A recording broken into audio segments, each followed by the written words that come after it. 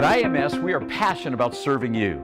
The purpose of InTouch is a result of that passion. The IMS customer service model is unlike any other contractor you have ever experienced. Our mission is simple: be the best. We are not just in the service business, we are in the business of serving. Our objective is to help make lives easier and better for our teams, their families, our service partners, our community, and you, our valued customer. We believe the greatest business strategy ever developed is to serve you the way we want to be served. InTouch is an expression of our team's passion to give back to our clients in an extraordinary and unbelievable way. We understand your needs as a business owner, manager, and leader, and offer you the knowledge necessary for your business to grow in a changing business environment. Through InTouch, you will discover new ways to remain competitive, to be able to apply real-time solutions to next-day challenges and identify unique approaches that can enhance your business's practices and profitability. We engage experienced business leaders and top executives to discuss new ways of doing business, leading to relevant and timely solutions that they have used in their own businesses. Thank you for joining and getting a taste of our service culture, our passion to deliver excellence and exceptional value to you and to your business. And above all, remember, this is why we do what we do. Our mission is simple. Without exception, our commitment is simply to be the best service provider our customer has. Serving with integrity, commitment, determination, and innovation while adding real value and making a reasonable profit. That's who we are at IMS.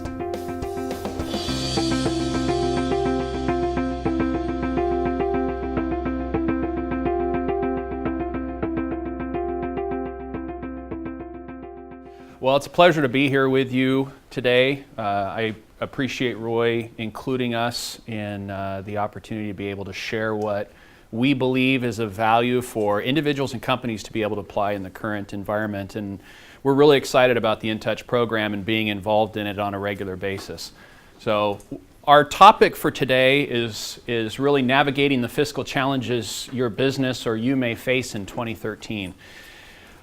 I've been working with clients as an advisor for a little over 20 years, and since 2008, I have never seen the level of client questions and uncertainty and concern over what they should be doing from a planning standpoint, whether it's in relation to their financial planning, their business, personal finance, retirement, education for children, a multitude of topics. And if we look at what's going on in our global economy. Do you have a mic on? I do. Not on?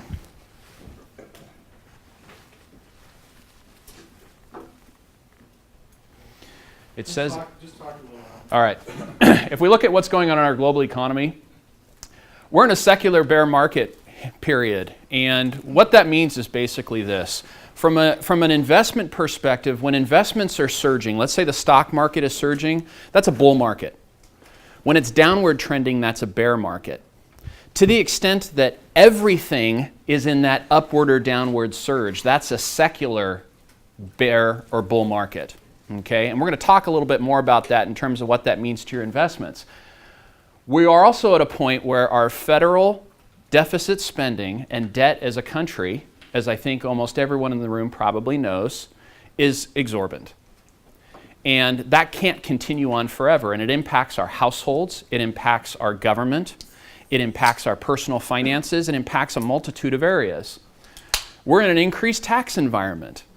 This fiscal cliff that we just averted, and by the way, there's another cliff, the debt ceiling, that's just around the corner. If you thought you were safe from the cliff, there's another turn coming here quickly. This increased tax environment is one where the government is looking for additional revenues to pay for the spending that it is currently doing. That spending already being far in excess of what's actually collected, which goes back to the debt issue.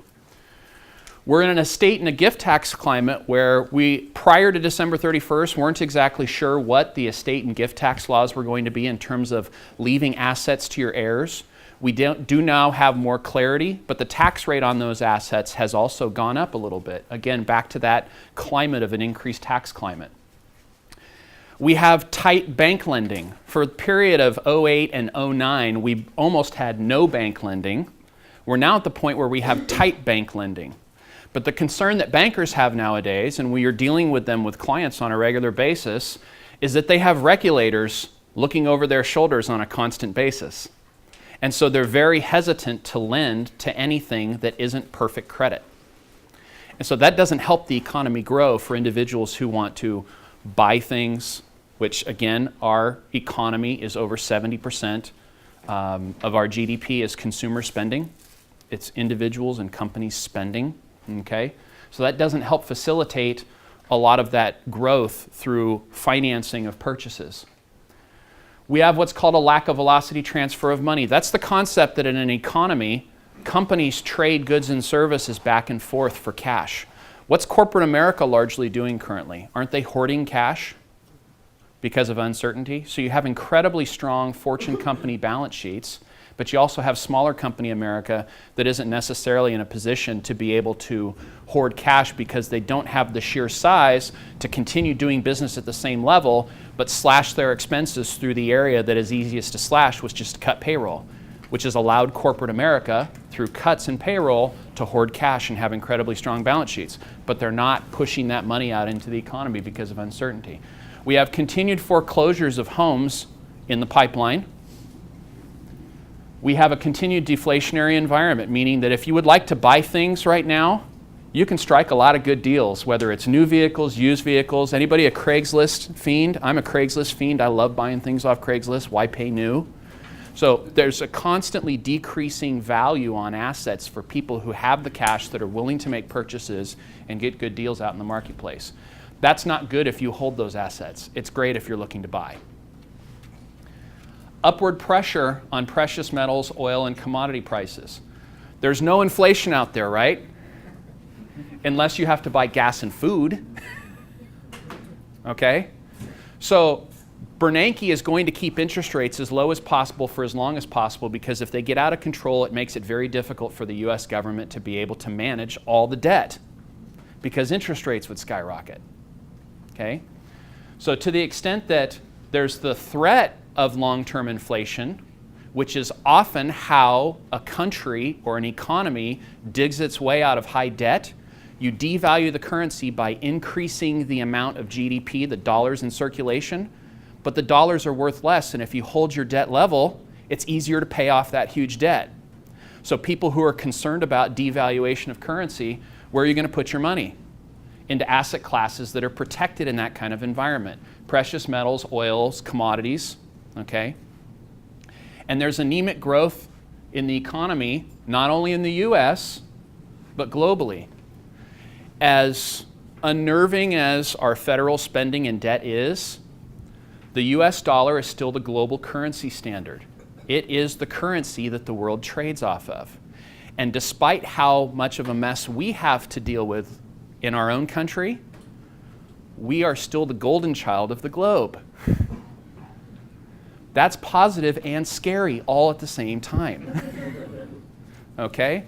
So to the extent that there's anemic growth and market uncertainty, I would submit to you that we're going to be in this environment for some time. And it goes back to the first point, which is a secular bear market.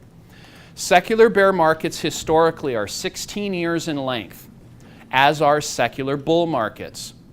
Ironically, four presidential terms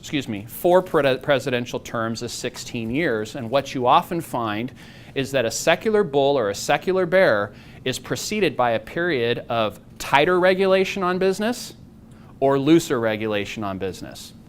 And you can guess what looser regulation on business does for growth versus tighter regulation on business in terms of the secular bull or the secular bear.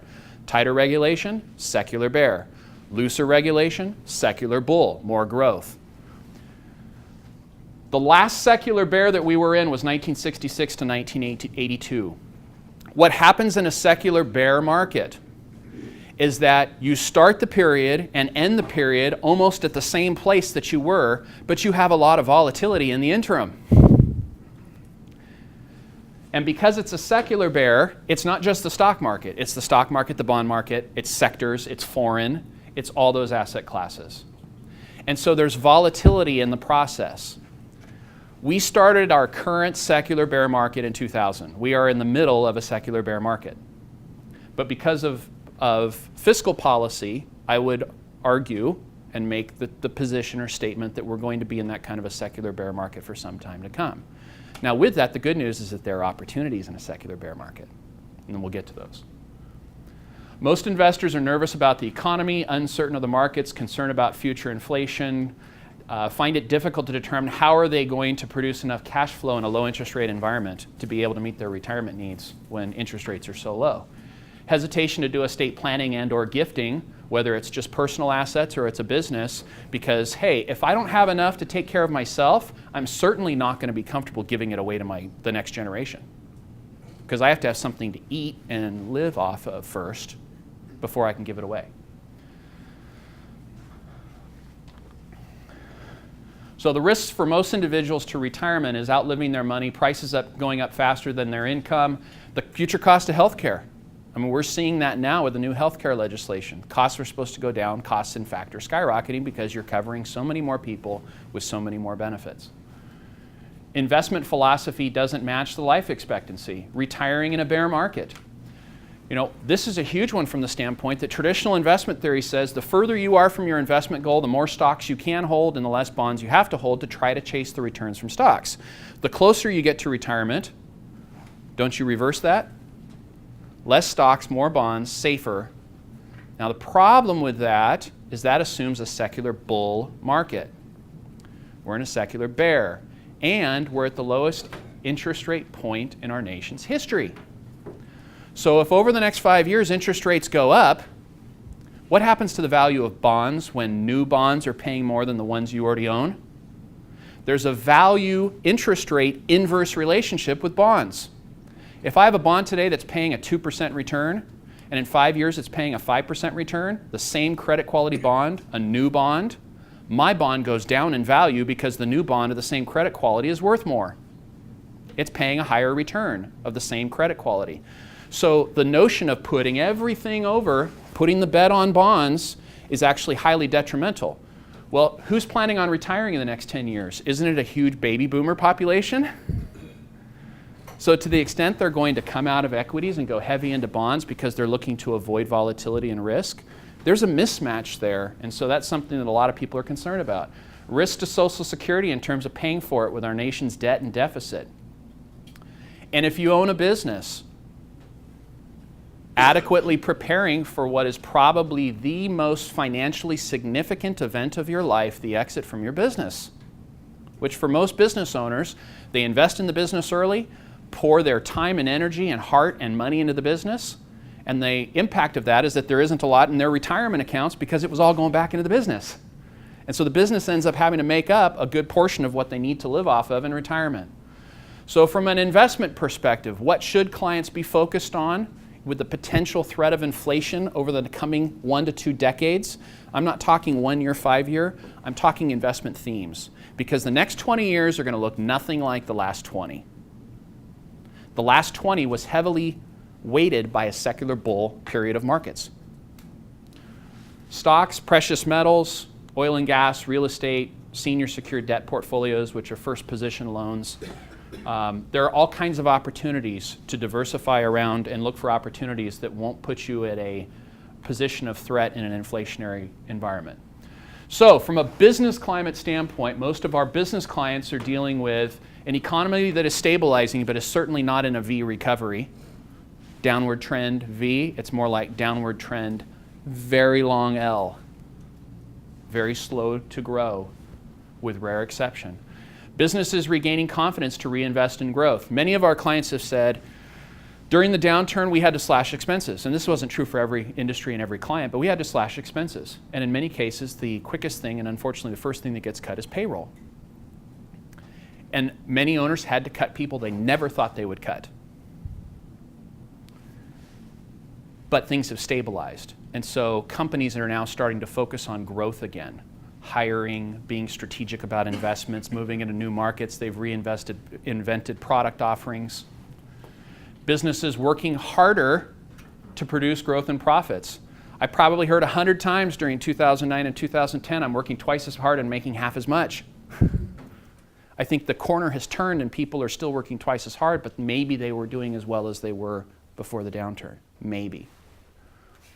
The higher tax climate and owners feeling as though they need to make up for the losses incurred during the Great Recession. Many business owners, myself included, had to cash in personal assets and capitalize their companies to keep them afloat during the downturn.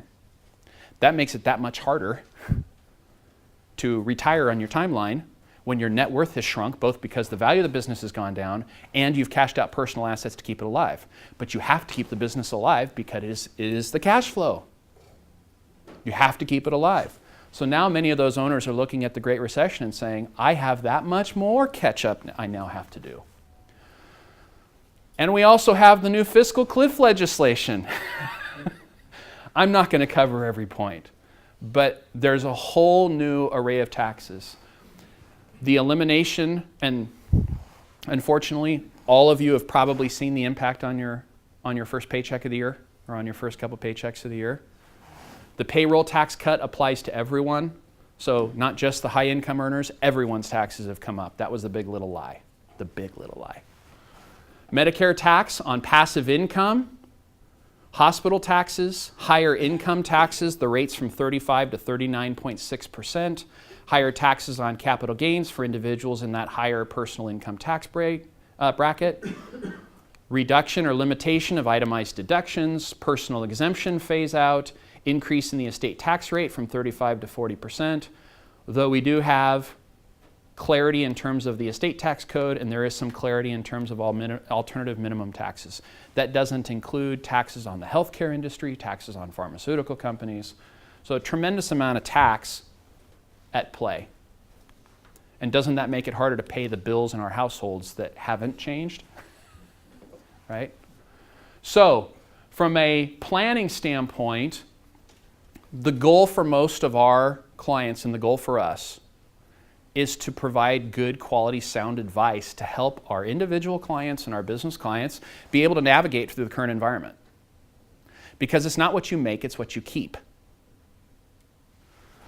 So to the extent that expenses can be reduced to increase profits, to the extent that that increase in before tax profits of a company does have a direct relationship in terms of increasing a company's value. If a company has more profit on its financial statement, that increases the value of the company. That increases the likelihood of what the business owner or owners can get for the business when it comes time to exit the business. Planning to minimize the impact of taxes, reduce your taxes, and planning to help increase personal net worth.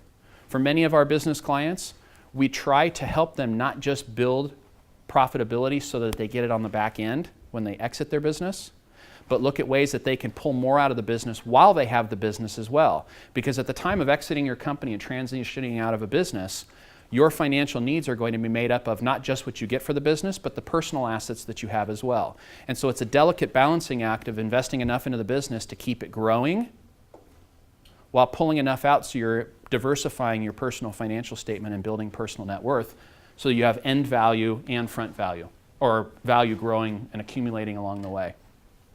So where do we see opportunities in this tax climate and this economic climate? For the business, I'm going to talk about both the business and the personal. So I'm going to talk about business first. From a business standpoint, we see an opportunity to look at the design of retirement plans and increase tax-deductible retirement contributions. We see opportunities to invest into different kinds of investments that are tax-deductible, like oil and gas programs. We see opportunities for companies that might export products or services, and I'm going to cover each of these in the next slides. We see opportunities for companies that invent or create products in the form of R&D tax credits, research and development tax credits. We see opportunities for businesses to set up their own insurance company to protect themselves from risk, which is actually a planning strategy to diversify wealth. Opportunities to look at various assets that you have and how they're being accounted for. Different kinds of insurance programs and investment programs. So I'm not going to cover all of them, but I want to hit some of those that I think are most valuable for businesses to be looking at. The first is retirement plans. Pre-tax retirement plans like a 401k, a profit sharing plan, a pension plan. Many companies had to cut back on their retirement plan funding. Because the economy has stabilized or maybe their business has stabilized, there can be an opportunity to maybe look at new retirement plan designs. So where retirement plans provide pre-tax, tax-deductible contributions, so any money that goes into plans is pre-tax. You're not paying current tax on those contributions at our higher tax brackets. And contributions that go into those plans come off the highest level of taxable income. We live in a country where we don't have an average tax rate. We have a progressive tax system. The first dollar that an individual or a company makes doesn't have much of any tax due on it. But the last dollar they earn is subject to the highest tax rate. Well, when contributions occur to things like retirement plans, it comes off the highest tax rate dollars. So if an individual's in a 39.6% federal bracket and a California bracket of what, Michael, 12 now? Maximum's 13 if you're over $1 million. Okay. Michael's one of my associates in the office. I'll introduce you guys both here in a sec. So you can have individuals that are in a 50+% tax bracket. These contributions are pre-tax. Retirement plans are creditor protected from both the company's creditors and the individual participants' creditors. That's pretty valuable. Where 401ks provide the employee the ability to defer and maybe have some matching, there are additional designs such as profit-sharing designs where the company can make a contribution outside of the 401k that can allow for additional dollars to be funded. There are also pension designs where in a pension plan, rather than the plan just receiving a certain dollar amount of contribution and that's how much is in the account, a pension plan is the old style plan that the fortune companies used to offer. Years of service times pay equals a certain benefit. State of California still offers that kind of a program. The benefit to companies that have the right census design is that they can design plans that consist of a combination of 401k and or profit sharing and or pension that can allow them to be much more creative in terms of how much money goes into the plan, who's able to reap the benefit on those retirement contributions, and it's all contributable on a tax-deductible basis and is creditor proof. I had a client here in town who we had a cross-tested plan in place for, and 3 years ago, unbeknownst to him as the CEO, the CFO had misappropriated some funds. The company went under. The legal lawsuits started to fly, bankruptcy ensued. In the suits, they tried to come after the CEO, the owner's retirement balance. Of course. They couldn't touch it. It's creditor protected. Another strategy that clients can use, which is a personal investment strategy that is only available to what's called an accredited investor, someone who has a personal net worth over $1 million, not including their home, or personal income of at least $200,000, or household income of at least $300,000, is a tax-deductible oil and gas program. Investments into these programs are tax-deductible on an individual's personal income tax return. And the kinds of programs we use typically have cash flow for a 25 to 35 year period on the investor's investment of about 10 to 14% a year. So for an investor who's maxed out their pre-tax and wants to do something more to reduce their current taxable income, it's a way to get a deduction for the investment in the oil and gas program and then pick up passive income off of that investment. For a company that might export products or services, whether it's IT services, whether it's wine, whether it's construction products, anything. For over 30 years, the federal government in the tax code has permitted companies who export products or services to be able to set up their own marketing and sales company for the export of those products or services. The company does not have to have a location. It does not have to have employees. It is a tax shell. And it's in the tax code.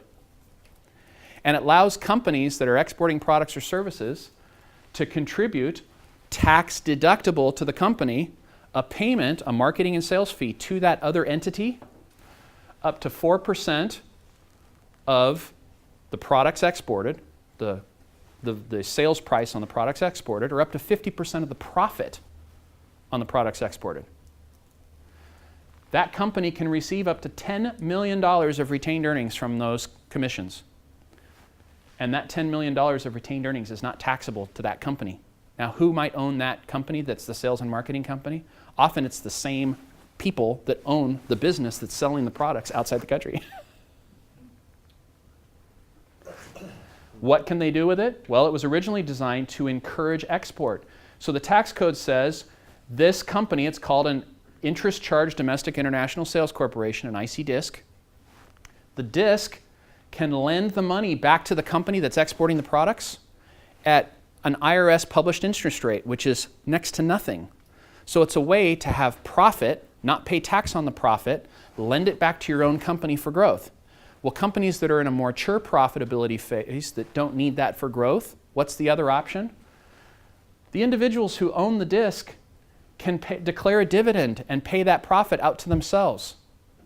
Our current tax code says that if you own an investment in a company, a C corporation, that pays a dividend, what tax rate do you take that dividend at? Isn't it long-term capital gains? What's the highest capital gains rate at the federal level? 20. What's the highest ordinary income rate? 39.6. So it's a way to reduce your tax burden on profitability. For companies that create product, agricultural companies can qualify for this. Dairy farms can qualify for this. This is not just technology companies. The federal government offers incentives in the form of tax credits. This is even better. Not deductions, credits against your tax bill for the value of research and development investments that you make in your company, which includes people, product, and even vendors that you hire in relation to the development of those products.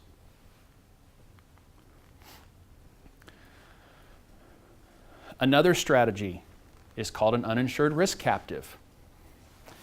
If I have a company and I run that company, even though I might have liability insurance and I have E&O insurance, lots of E&O insurance, and property and casualty insurance and auto insurance on the business vehicles, and everything's got insurance, there are still things that could happen in the process of conducting business that I am not insured for under commercial insurance. An uninsured risk captive is a captive insurance company that a business can set up for the business and its owner or owners that insures them for the uninsured risks that are not covered under a normal policy. This is a real insurance company, and this is not for people who want to set aside $10,000 or $15,000 a year. This is usually for companies that would like to set aside $250,000 a year or more. The owners of the business can set up their own insurance captive, and they're insured for certain risks during the course of the year. An actuarial study has to be done. You need to hire a captive manager. You have to form it as a real insurance company. It's going to be located in the United States. There are certain states we like best. But the payments of premiums on the part of the business for insurance coverage, isn't that a tax-deductible business expense? There's an IRS code section that says this insurance captive, if it elects a certain tax status, can receive up to $1.2 million a year of revenue as an insurance company, and it pays no income tax on it.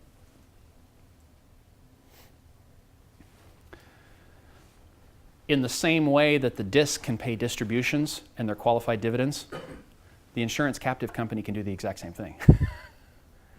And so you have a way for a business and its owners to have insurance coverage for certain risks that aren't covered, that they're funding with tax-deductible dollars, that's accumulating wealth inside that insurance company. And to the extent they sell the business someday and no longer need the insurance company, you collapse the company and take the distributions of all the value that's inside of it. So there are, again, planning opportunities rather than just how much did you earn, how much do you owe, send it in to the IRS and the Franchise Tax Board. There are planning opportunities to minimize tax burden. It's not what you make, it's what you keep.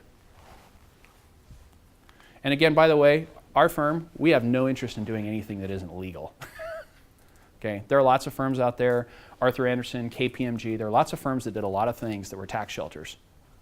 We do not get involved in any of those kinds of things. We are looking at things that are in the tax code, accepted planning practices.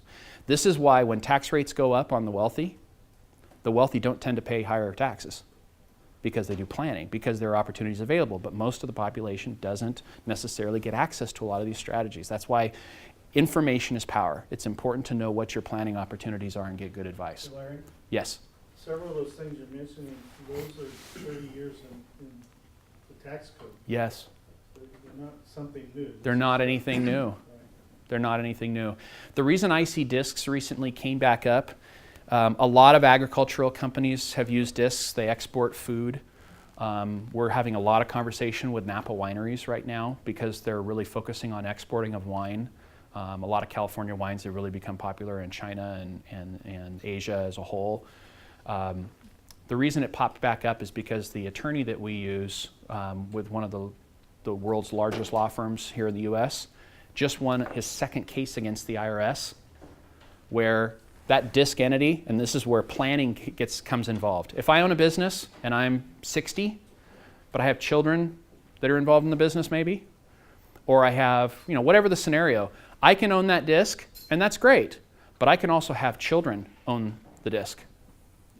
Well, when that payment of money goes into the disc, it's tax deductible. When it comes out, it's at a lower tax rate to the owners of that disc entity. Normally, if I try to gift assets to another generation, isn't it subject to potential gift tax on everything over $13,000? Okay? Or the exemption amount of $5.25 million for this year, if you claim it against your exemption, but then you can't use it later. Well, with a disc, you don't have to have the same ownership as the company that's doing the business. You've transferred wealth down to the next generation through the disc, and there was no claimed gift.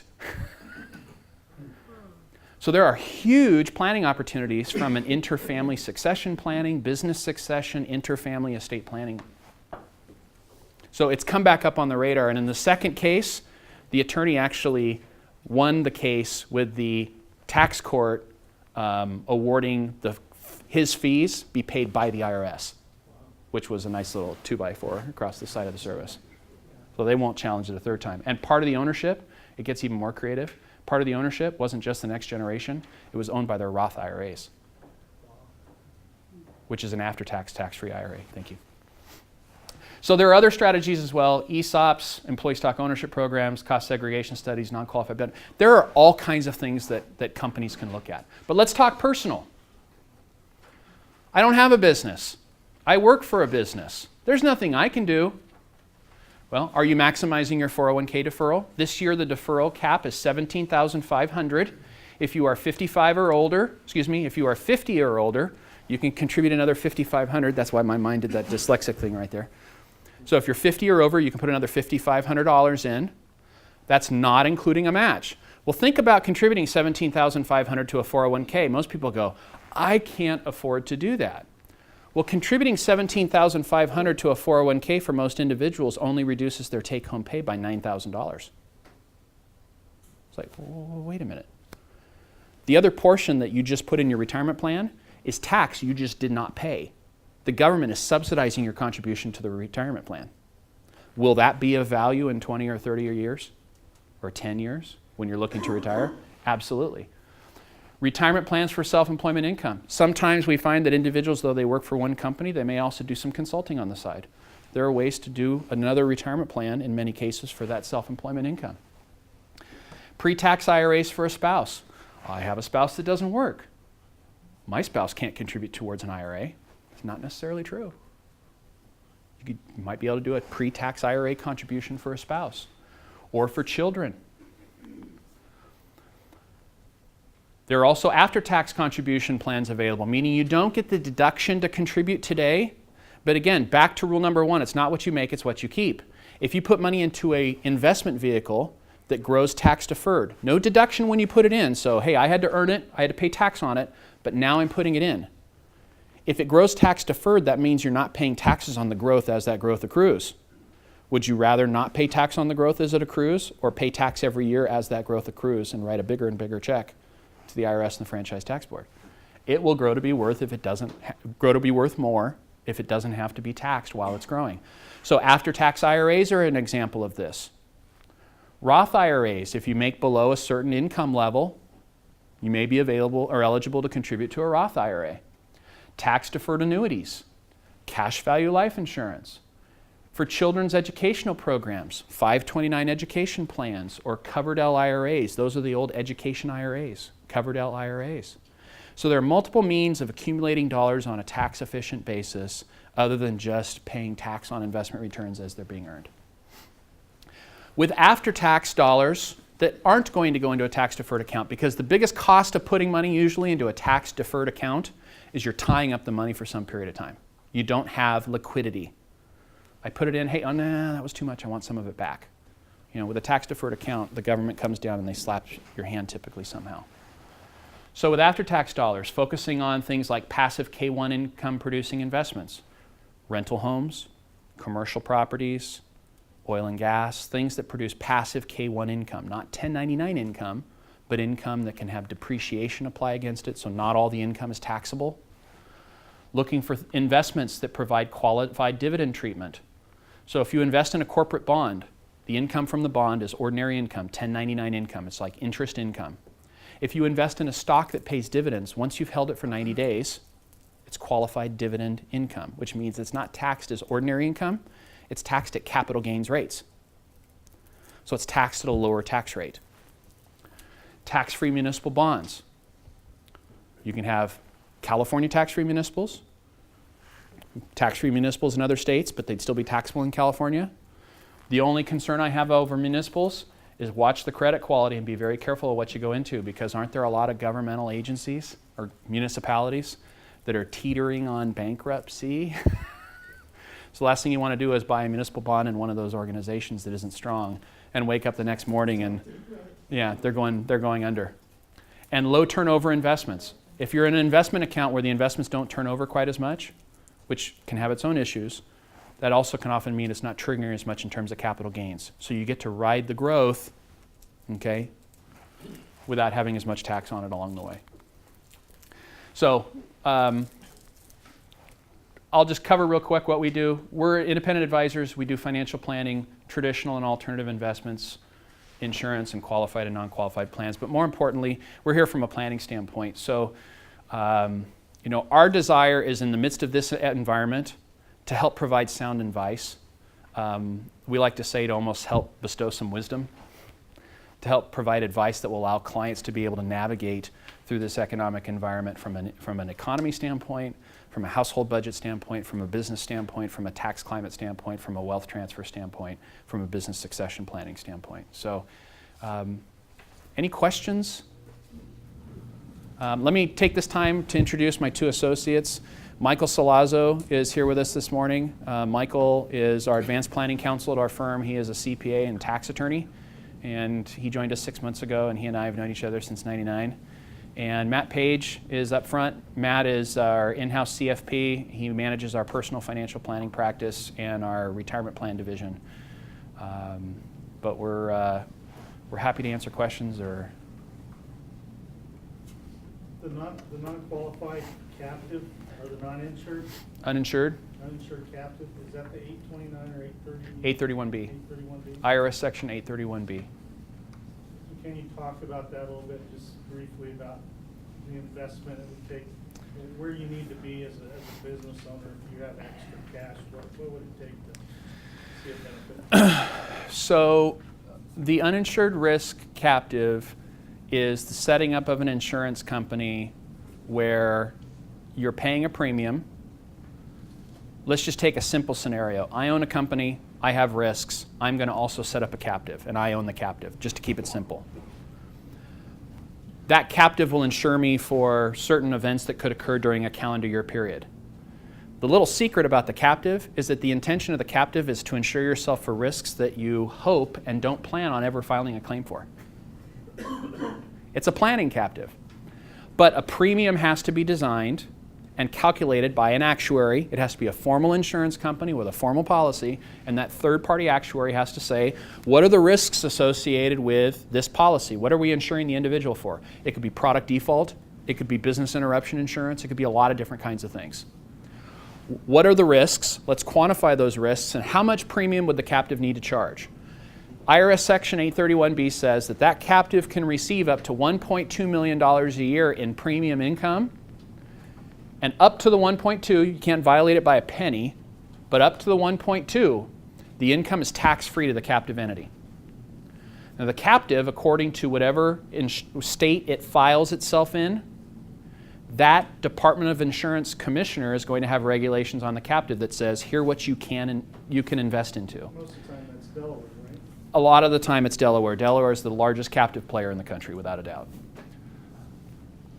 It can include Arizona, it can include Hawaii, it can include Utah. So there are a number of different states, but Delaware is clearly the 800-pound gorilla.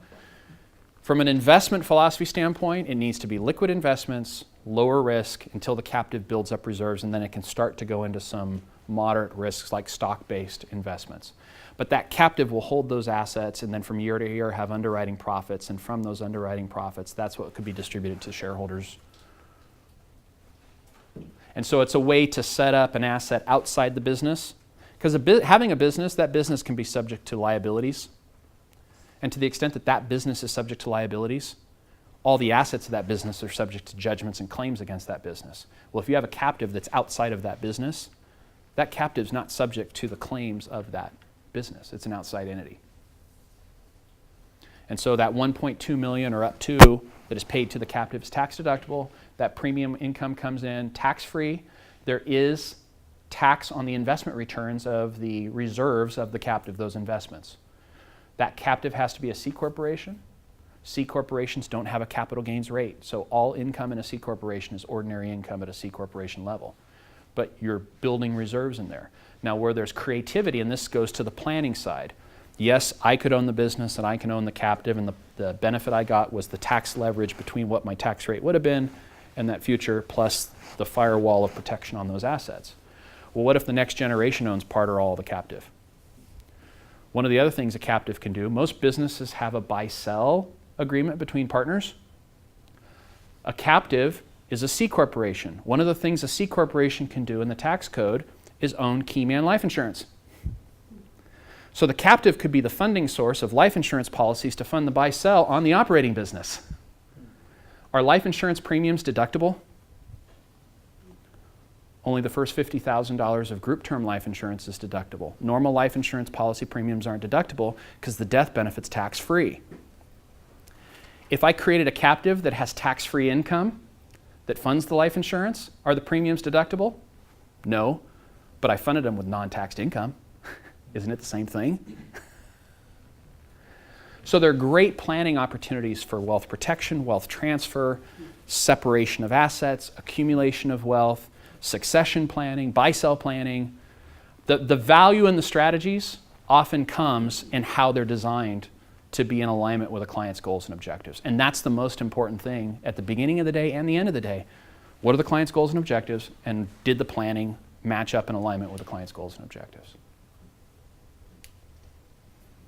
So on a personal note, can you go back to your slides where you have the 529 right there? Yes. Education.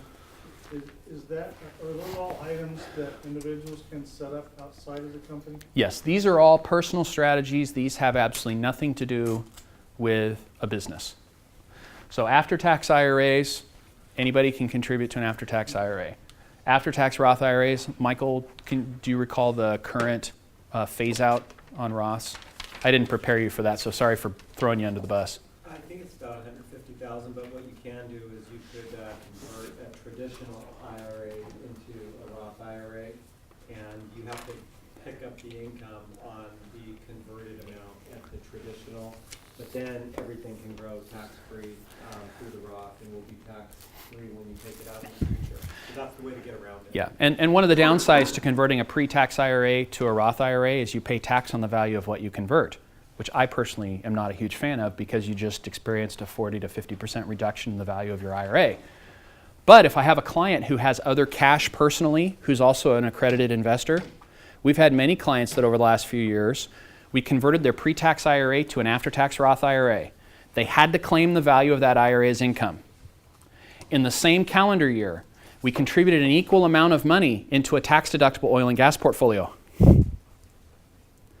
They claimed the income from the Roth conversion.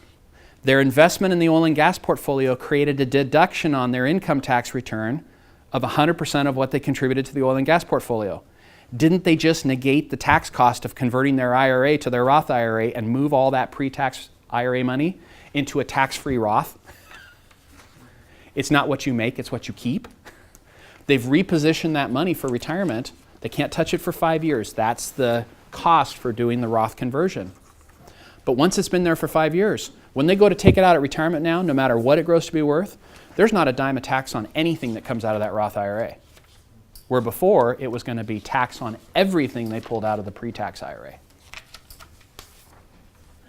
So these things, along with the 401ks, if individuals take advantage of those things, it doesn't take a lot of money. You It don't doesn't. have to be wealthy to take advantage. None of these personal strategies other than the oil and gas requires anyone who has any kind of investment accreditation of a certain net worth or certain income. 401k strategy is for everybody. Everybody should try to max the contribution into their 401k plan. Especially if you have a match. Especially if you have a match. Then the formula is even greater, and Matt covers this all the time during educational meetings. If you have a company that matches 4% if you contribute 5% of your pay, which is a standard 401k safe harbor matching formula, an employee defers 5, they get a 4% match. That 5% that you defer only causes a 3% reduction in take-home pay, because the other 2% would have been going to taxes to the IRS and the Franchise Tax Board, the state of California. So by contributing the 5%, how much did you just get into your account? 9. So you're reducing your paycheck by 3 so that you can get 9% into your retirement account? That's a 300% guaranteed return in the first year with no investment risk. Or 200%. And either way, it's a great return. You're not going to get that out of the market. So I have a question. So I was contributing to a 401k with my previous employer, and at the end of the year, they had a certain percentage that highly compensated employees couldn't contribute more than a certain percentage, and so at the end of the year, they've now said, hey, you over-contributed. Yep. So what you were saying, so I'm taking some of that, putting it into a Roth IRA. You could put it into a Roth IRA if you qualify for that, yes. It's not deductible, but you can still contribute. It's not deductible, so there's still a tax implication. Long term. For the, long term for The growth. for the growth, but for the amount that can't go into a Roth, that's above the Roth, is there anything you can do with that chunk that's going to be, I guess the entire amount would be taxable.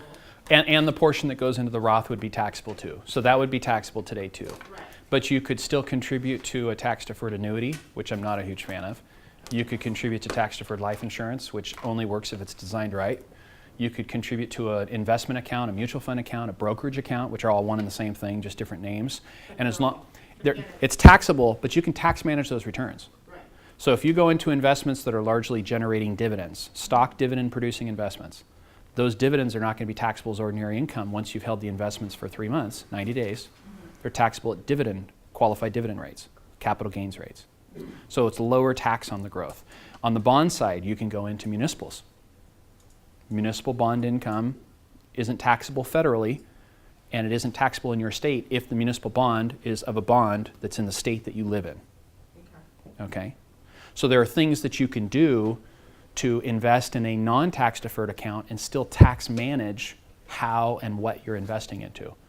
And then I would also recommend that because of our economic environment, be very tactical, be very intentional about the kinds of things that you're getting advice to invest into, because you don't want to just go into a little bit of everything, which is the old modern portfolio theory. You don't put all your eggs in one basket, you spread it around. That works really well in a secular bull market when everything's going up. Some things just go up more than others.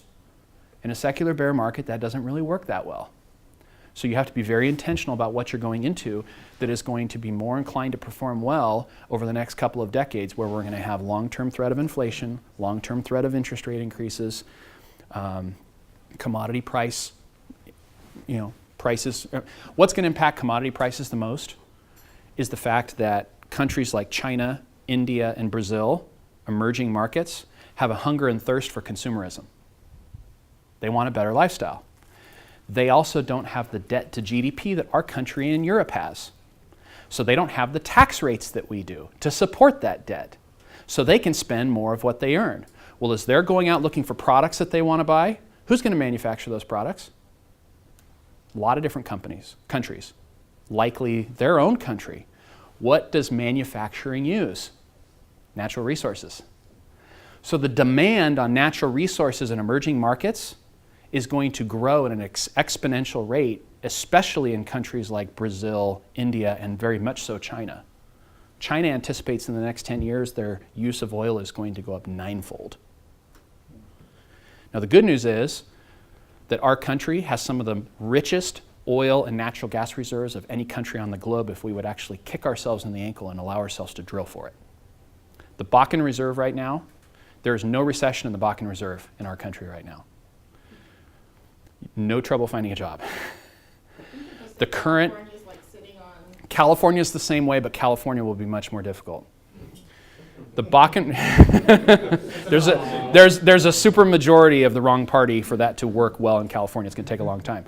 The Bakken Reserve, the current estimates of oil reserves in the Bakken is that there's more oil in the Bakken Reserve that exists in all the Persian Gulf. That's a major global game changer in terms of who is a supplier of natural resources. So our natural resources, if we would just start tapping them, could overnight change the economic environment in our country for the globe. So that's where there's good news. There's good news in a number of different areas, but you have to be intentional, you have to be tactical, you have to be purposeful, you have to be looking at the next 20 years are not going to be like the last 20 years.